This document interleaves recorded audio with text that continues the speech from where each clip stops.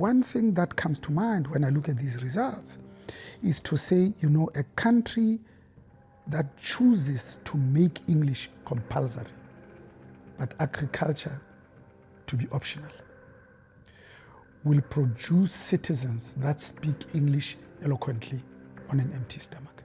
So we must be clear about what we want now and what we want tomorrow.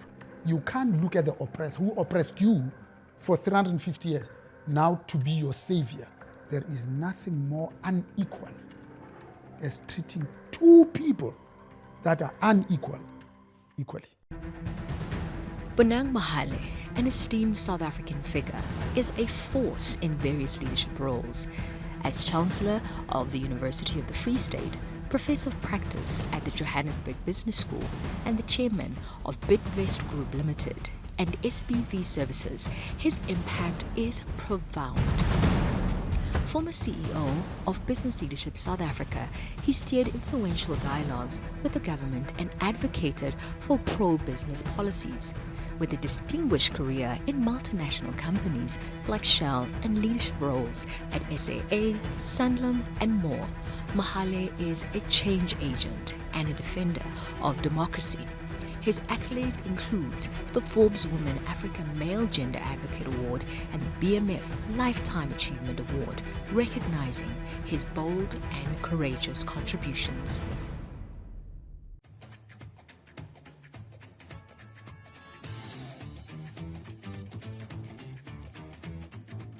Hi everyone, welcome to the Politics of Politics.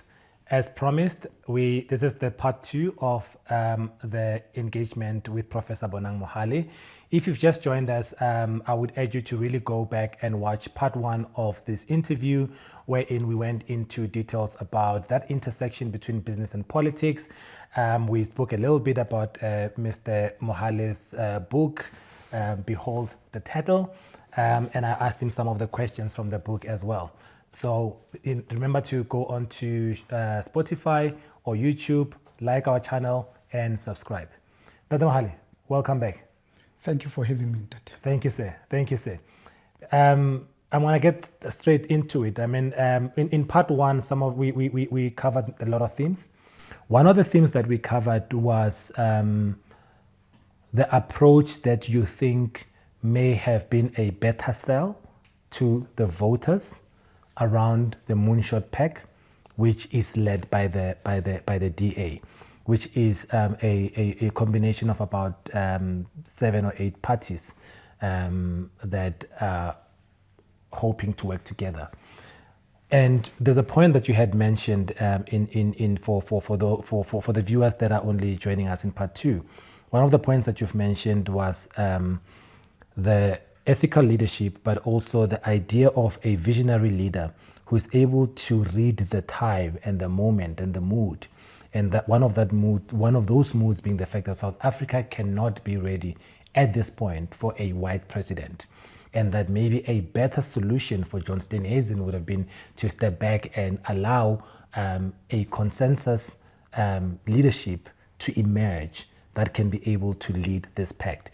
And the question that I remissed to ask you the last time was, I don't necessarily think that your scenario, I think your scenario is correct and I agree with it. I don't think that the DA would have seen a scenario in that manner, because from where they are sitting, race-based politics, anything else that mentioned race is race-based politics, is looking backwards, and there is no such a thing as an advantage if you're a white person. That's from where they're sitting. So I don't see how they would have seen it that any other way. Then they would lack leadership, because now they call it multi-party coalition. And again, genuine leadership is about saying, do I have the sophistication, the discernment, the sense on the ground to say 30 years into democracy, we're still not yet ready for a white president, because we've just gone through trauma of 370 years of colonialism. Therefore, it's about saying, my time will come. Because look at the demographics. White people are 8.3%.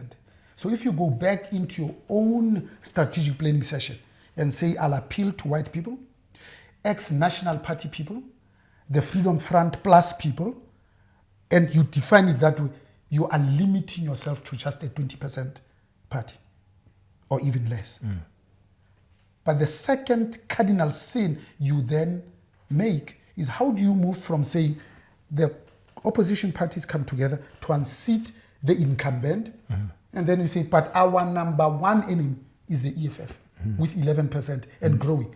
By the way, the EFF is the only party in all the elections that has consistently been growing. True. Now you exclude them. True. If you exclude them, it's not really a multi-party coalition, is it? Yes. So I think a second cardinal mistake, because again, you are not being absolutely visionary.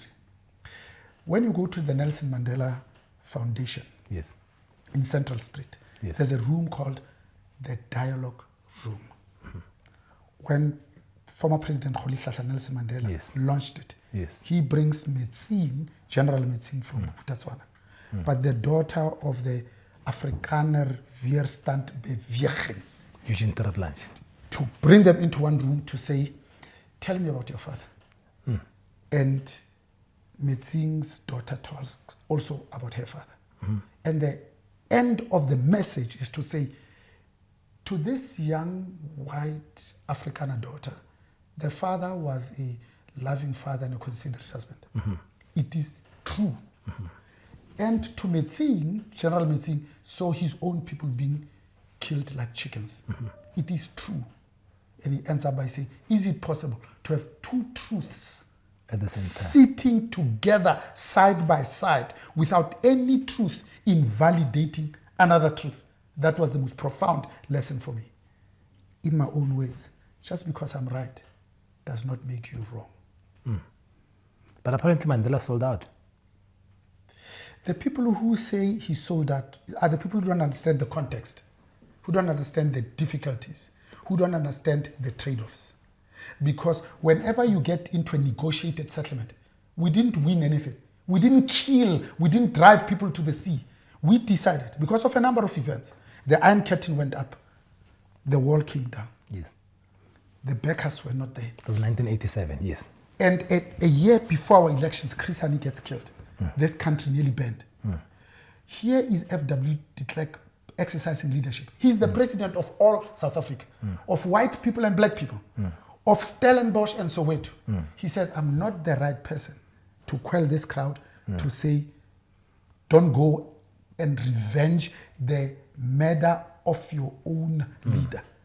He calls Mandela and says, come and speak to your people. And brings him to the then SABC to say, talk to your people. And it's Mandela who spoke to us. And it's an impromptu thing. Yes. He walks into the studio. Mandela They're not even came into the studio. expecting him. But before Mandela went to the studio, he said, when I talk to my people, what should I say? It would be nice if I say to them, don't go and avenge your death because we have decided to negotiate. And F.W. de Klerk and I have already agreed that the elections will be next year. If I can tell them that, then there's something to hold on to. And de Klerk said, we'll have elections on the 27th of April, 1994. He went in. He's not even a president yet, but he said to his people, Marumufats. Marumufats. Yeah. And people listened. Because at that time, people were boiling. They wanted to avenge this death. That is leadership. That's what I'm talking about when I talk about John Steenhuisen. You can't just depend on your positional power. F.W. de Klerk read the mood on the ground. But also look at the most amazing thing. Gets recognized by 189 countries at the United Nations. Yes. Both of them joint winners Of of the Nobel Peace Prize. Yes, because what is the message? The message said, we needed F.W. de Klerk of yesterday and Mandela of tomorrow of the same mind, in the same room, at the same time. Because there are many people that want the same things, but they're not of the same mind, and they're not in the same room. And a good example is the Palestinian and the Israelis war that has been going on for 75 years. Yes. It needs both of these leaders of the Palestinian people, not just Hamas. Yes. Because Hamas is not Palestine, and Yes. Palestine is not Hamas. Yes. And the Israeli leadership. I suppose to you get put- to in one room to say, in war, there are no winners. We almost got to that point with Isaac Rabin and Yasser Arafat. Yes. We almost got that point. Absolutely. You know, and that's international relations. That's a different story. But then, Nata Mohale, so we move from that kind of visionary leadership of Mandela. We have Thabo Mbeki. We move from, let's skip that. And then we have a president in the form of Jacob Zuma. And, Rajaiva, man. Tamo Jaiva, you know. You become very vocal, so vocal that some of us were even scared for you, leading up to the state capture. But the state capture was just the pinnacle of it. 1.5 trillion rands just wiped out completely. I think the figure, if I remember, was that there was about 100 billion rands a month that was just leaving the country through the Gupta enterprise network of criminality. The Zondo Commission happens, and the story, I suppose, linked to our part one, where we talked a little bit about white monopoly capital. The story gets put out to say, no. Business is the one that decides everything. It decides who the president is. It decides who the ministers are. All of this is just a facade. All presidents are captured. And other things that are being said. You write an affidavit to the commission to defend that. What was the context, and why did you feel a need to defend that position? So first, to understand the devastation that has been caused by state capture and how it has taken us back 20 years, it is truly sad. Number two, to say the size of this economy could be 20% larger today. 20% larger. 20% larger, what does it mean? It means we would have still retained our number one position as the biggest country in Africa. Yes, the most because industrialized. Today, Nigeria is the number one with continental GDP of $3.27 trillion US dollars. And even that measures only 60% of the economic activity of the 1.4 billion people. 55 African countries, 54 of whom are absolutely sovereign. And Nigeria is number one with 488 billion US dollars. Egypt, 358 billion. South Africa, number three, let's say with 330 to round off the figures. 20% larger means would still be number one. It means we wouldn't have gone to the World Economic Forum, and for the first time in the history of the World Economic Forum, there was no Africa in the main plenary, but on the sidelines. It means that would never have taken over from Brazil as the country with the highest number of cash in transit heists in the world. In a quarter, we have more cash in transit heists than the whole of Brazil has in a year. It means we would have never taken over from Brazil as the most unequal society in the world, using the Gini coefficient of 0.63. Yes. It means that the per capita income would not be about 10,000 US dollars, but it would have been 38,000 US dollars. Instead of having an unemployment rate of almost 40%, it would be 16%. The GDP growth, instead of in the last 10 years being less than 2%, would be 7%, which means we'll be doubling it every 5 years. So you can see why we need to weep when we see how by taking over and repurposing the more than 734 state-owned enterprises and state-owned companies to ensuring that you create a shadow cabinet. The decisions were no longer made in cabinet, National Assembly, in Cape Town and Pretoria, but they were made in Saxonwold. Number three, would never have gotten rid of the good people who knew what they were doing to replace them with the bad guys. ESCOM is a case in point, Transnet, SABC, etc. Lastly, to ensure that we maintain the integrity of our national treasury, because the fourth leg is to capture national treasury, because it owns two things. National treasury owns the South African Revenue Service, which was formed out of 3 disparate departments to form one of the top 5 revenue collection agencies in the world. But also, it owns the PIC, the largest asset manager in the country. At that time, with assets under management, it was 2.3 trillion South African rands. They wanted to get their dirty hands on this one. They are no longer happy with stealing 200 billion a year every year. Now they want to drink from the fire hose. That's what we have done.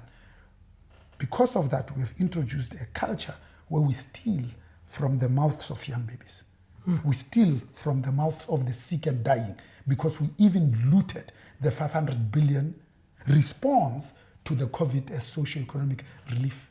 Would never have introduced the 350 social relief of distressed fund, where 14 million people applied and 10.5 million were added. Yes. Had we not had that, we would not have 30 million South Africans out of 60 living below the poverty datum line, with a combined household income that is just less than 800 South African rands a month, where 10 million young people are not in school. 6 million boys don't know their father.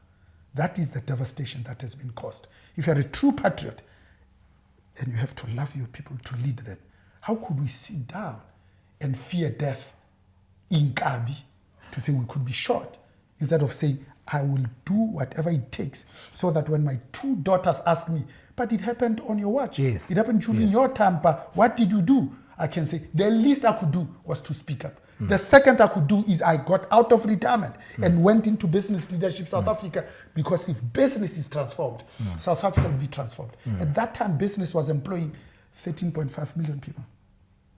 Government in total was employing 2.3 million in all 3 spheres of government. So you could see the people that needed to transform, it's not government, it's the private sector.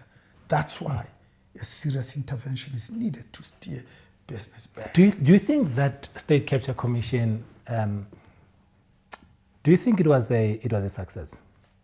Yes, it was a success, because not of the volume of work that it did, because now prosecutions could start, but also for the first time in the history of this country, the sitting president said, don't wait until the commission has concluded. As the evidence comes up, National Prosecuting Authority take that evidence and start prosecuting. It's what a sitting president. I just get, my energy just drops. Understandably so. Do we have? Okay. Understandably so. But you see, those are the things that were done. But also, what gives me energy is to look back and say we push back against a sitting president who was introducing a culture that is foreign. Yes. First, it starts with the 2007 ANC elections. We say Polokwane, but actually it wasn't held in Polokwane, because that is the capital, where money was introduced, where votes were bought. Votes are still being bought today. Yes, so that's a known fact. It's a new culture. But also where cadre deployment was on steroids, where it didn't care what you knew. I mean, remember, there are some people who were CEOs. You know, ESCOM had 12 CEOs in 10 years. Yes. And some of them lasted 6 months. Yes. Colin Majila. Colin Majila, yes. The CEO of Anglo American, sitting in London, relates a story to say, I was absolutely shocked. In just that 6 months that he was in power, not only did he give money to the Guptas for their breakfast sessions. Remember, they used to have breakfast with their magazine. Yes, that TNA. Yes, that.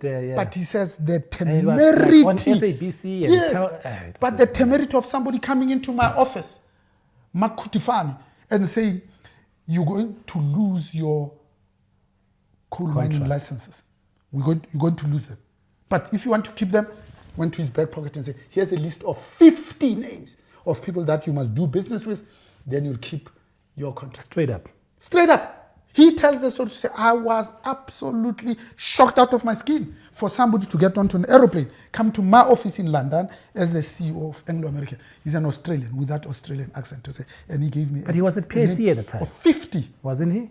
Remember, he was the CEO of PSC. Of ESCOM for 6 months. Oh, I see. Yes. I see. The other colleague. Yes. Oh, the other colleague. The other colleague. Yes. 6 months. In that 6 months, look at the damage that he did. 6 months. And that's why we're sitting today with load shedding, and we're sitting with Transnet being at the state that it's in. Mohale, if we were to fix ESCOM and, I want to ask a question, but I want to change it. I was going to ask you, if we were to fix ESCOM and Transnet, what would that relate to in terms of GDP? of the economy. But I'm going to change that question. But it's a good question anyway. What's to still think of the second one? Are they fixable? Are they fixable? Of course they're fixable. Those are the two questions. Everything is fixable. I mean, East Germany was down and out. West Germany, that had the resources and exposed, said we want a unitary but prosperous Germany. It took 20 years for them to do that.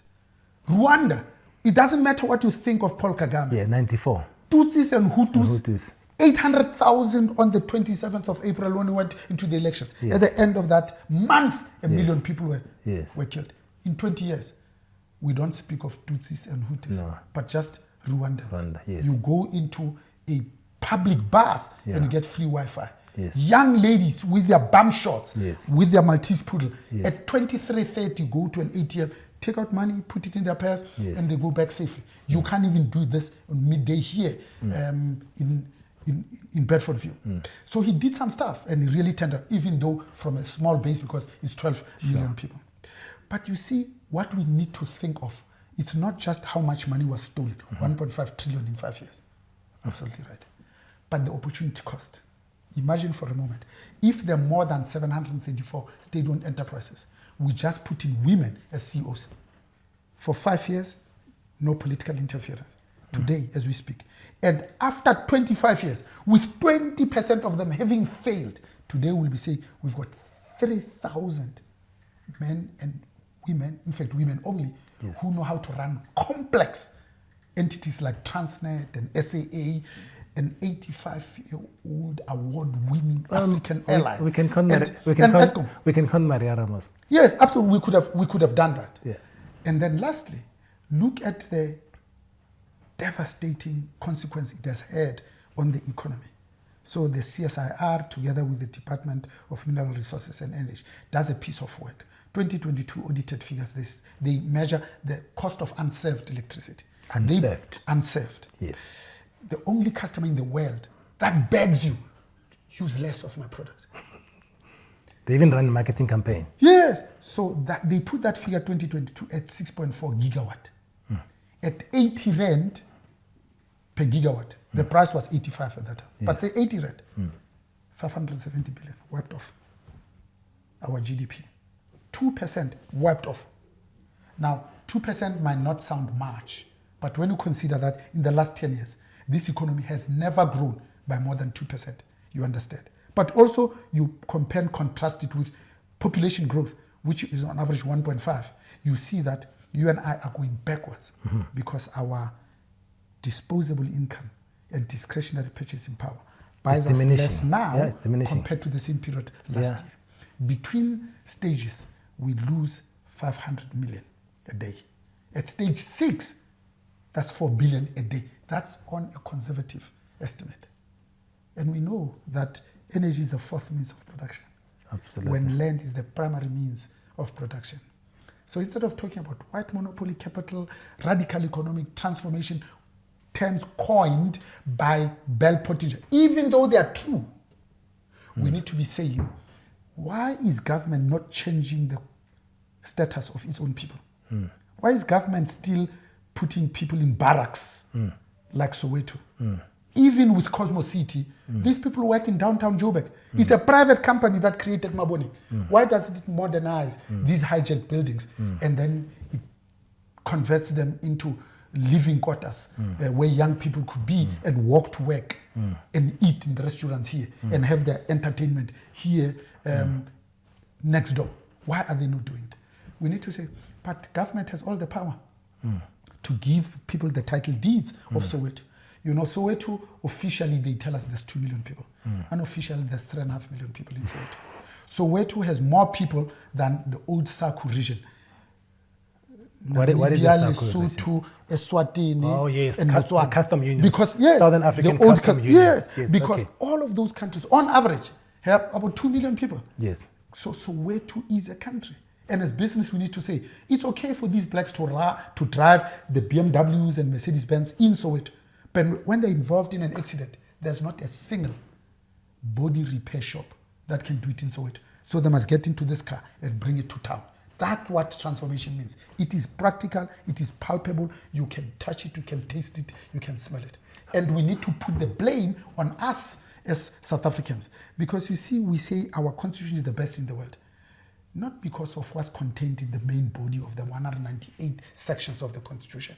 It's the best because it picks up from the 27th of June 1955 in Cape Town, Yes. when it says South Africa belongs to All all who who live in it, both black people and white. united in And their it diversity. And it starts by saying, we the people. We the people. And then it says recognizing our past injustices. Yes. In the middle, it both implores and mandates Neo and Bonang to solve these past injustices, not the politicians. And it says it's the best in the world because it rests on these three pillars, like the BLSA strategy. Number one, it talks about this notion of a constitutional democracy. 50 countries are going to elections in 2024. 15 of them are in Africa. One of them is us.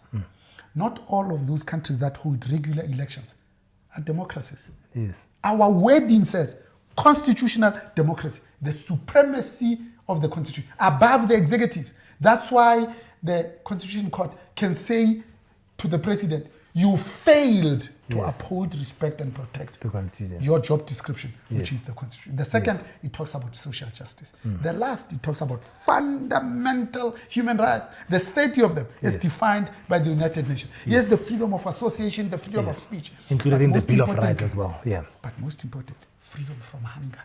This is the one that is less sexy. When people go to bed hungry with nothing to eat, when we still have 3,725 pit latrine toilets in South Africa. And kids dying in them. And yet we are not a poor country, just poorly managed. When you listen to the new crop of political parties that are coming up, what sense do you get? Do you get a sense that we are waking up, there's this hope and this new leadership that's coming up? Or do you feel like we're still playing by the old rules and the old politics? What is your sense of the political establishment as it, not as it stands, I think we've discussed that, but as it moves forward? Who are you listening to as they campaign and you think, and I'm not asking you to choose a party, you could mention a few if you want, but what sense are you getting? I think I see a general lack of an appreciation of the moment.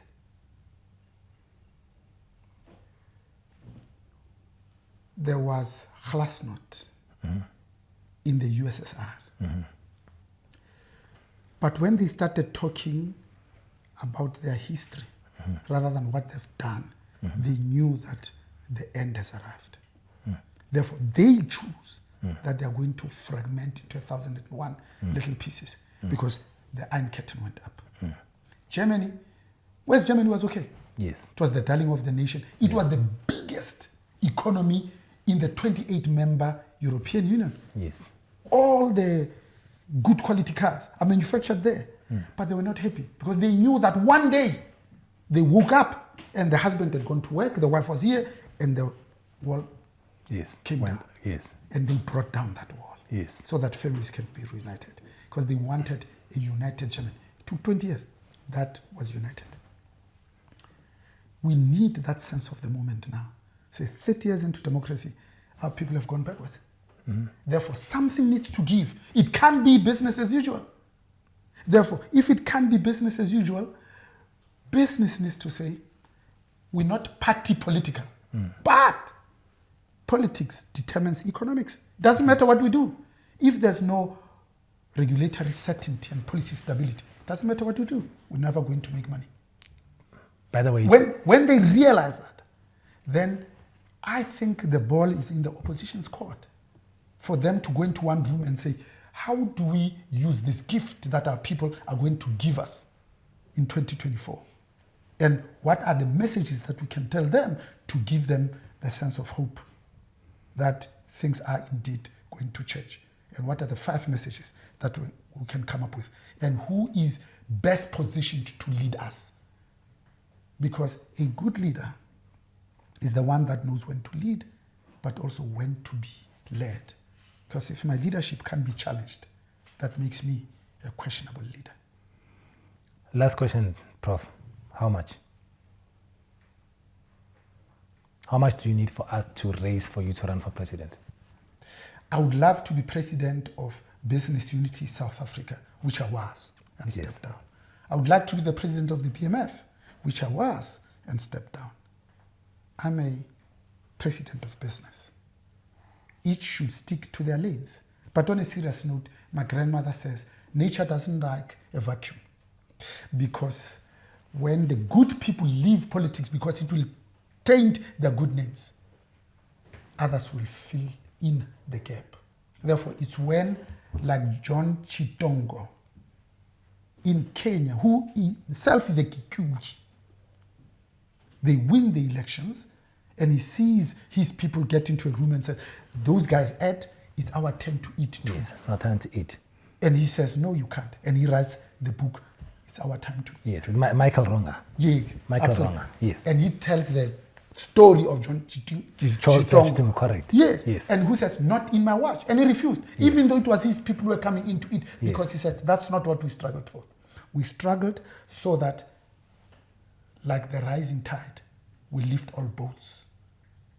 Democracy is not for the elite few, but it's for every woman and man to be able to afford only three things: a roof over your head, 2, to ensure that your children are safe, lastly, and educate them at good schools that are better than yours, and God forbid, the last one, if they are unwell, you send them to hospital where you know that they'll be taken care of. Isn't it amazing? I went to medical school 1981, 17th of April, MBBCH at Vets. Yes. At that time, the best doctors, the best facilities were in the public sector.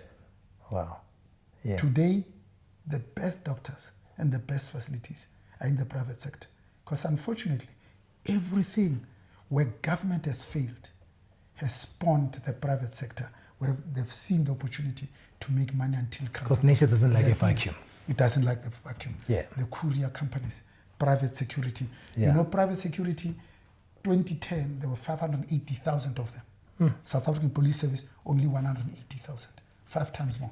Today, the number is getting to 1 million. We're getting to 200,000. Are there any political leaders that, especially the new ones, that do come to you and ask for coffee and have a conversation? Very often.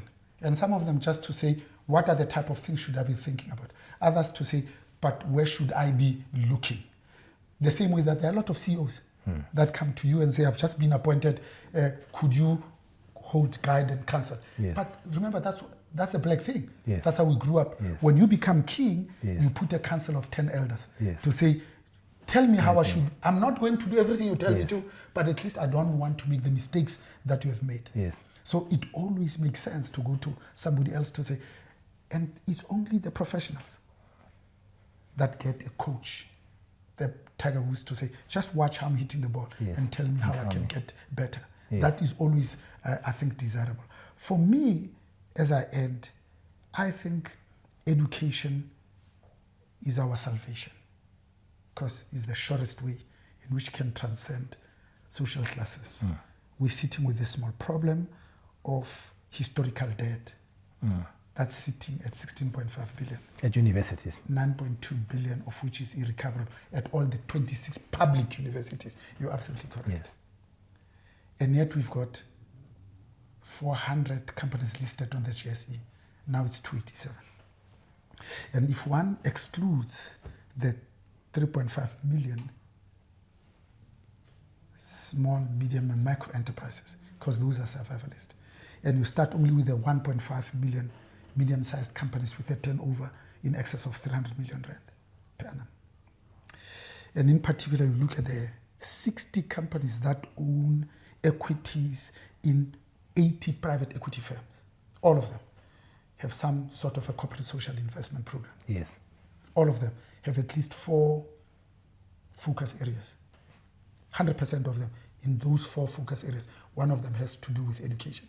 If we asked every single solitary one of them to put aside, redirect, not to make new money, that which has already been approved by the board for education, no less than R1 million into a historical debt fund, and they put it in 1 year, not in 30 years of democracy, would have wiped off the entire 16.5 billion, so that we give these young people hope so that they don't suffer from mental health issues and period poverty, because of the action that would have taken, would have given them hope, because these are not tomorrow's leaders, they are the current leadership. A nation that doesn't look after its young is not worth its weight in salt, not in gold. God bless you, sir. Ke a leboha, Molwana. Ke a leboha, ntate. Bakwena ba Itebeng. Yeah, thanks so much for your time. I don't take it for granted. You're a very busy man, but you're the first guest that came and we had to do a 2-part series with. And we hope to to continue. Ke a leboha, ntate. Thank you so much for joining us in this part 2 dialogue with Professor Bonang Mohale. This show, please remember to subscribe to our YouTube channel and watch us on Spotify if you prefer that. And remember to follow us on all our social media platforms. Remember, you may not be interested in politics, but politics is interested in you.